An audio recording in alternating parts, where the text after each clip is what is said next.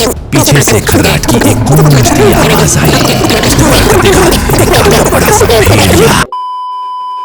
गांव भैरवपुर के पास एक घना जंगल था जिसे लोग शापित वन कहते थे। सालों से वहां जाने की मनाही थी, खासकर पूर्णिमा की रात। मान्यता थी कि वहां एक आदमखोर भेड़िया रहता है जो इंसानों का खून पीकर जिंदा है। कहते हैं कई साल पहले वहां एक शिकारी रहा करता था, वीर सिंह। उसे जानवरों को मारने का बहुत शौक था, लेकिन एक दिन उसने एक भेड़ियों के झुंड की पूरी नस्ल को मार डाला, जिसमें एक भेड़िए की गर्भवती मादा भी थी। उस मादा की आखिरी चीख जंगल में गूंजी और उसी रात वीर सिंह गायब हो गया। उसके बाद से हर पूर्णिमा को कोई ना कोई गांव वाला लापता होने लगा। महेश, जो शहर में पला बढ़ा था, अपने ननिहाल भैरवपुर आया था। एक रात दोस्तों के साथ दारू पीते हुए उसे गांव की कहानियां सुनाई गई। वह हंस पड़ा। अरे भेड़िया वेड़िया कुछ नहीं होता, ये सब डर फैलाने के लिए बुनी गई कहानियां हैं। उसके दोस्त रघु ने चेतावनी दी, रमेश, यह मजाक नहीं है। पिछली पूर्णिमा पर मोहन लापता हुआ था, सिर्फ खून के धब्बे बचे थे जंगल की ओर। लेकिन रमेश ने ठान लिया, वह खुद जाकर सबूत लाएगा कि कोई भेड़िया नहीं है।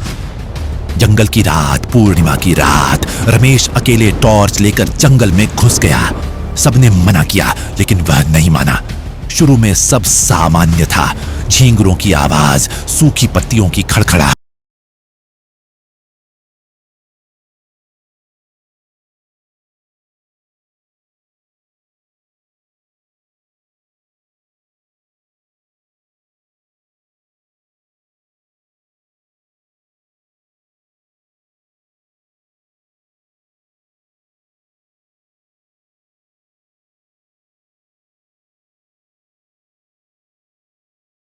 रमेश भागा, लेकिन उसकी टॉर्च गिर गई।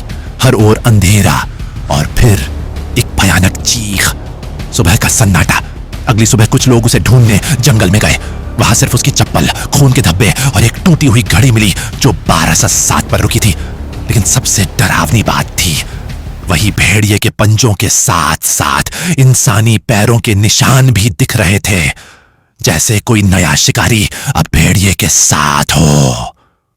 और अब गांव वाले कहते हैं, अब जब पूर्णिमा आती है, दो जोड़ी लाल आंखें जंगल में चमकती हैं। एक आवाज दूर से आती है, कभी इंसानी हंसी तो कभी भेड़िए की दहाड़।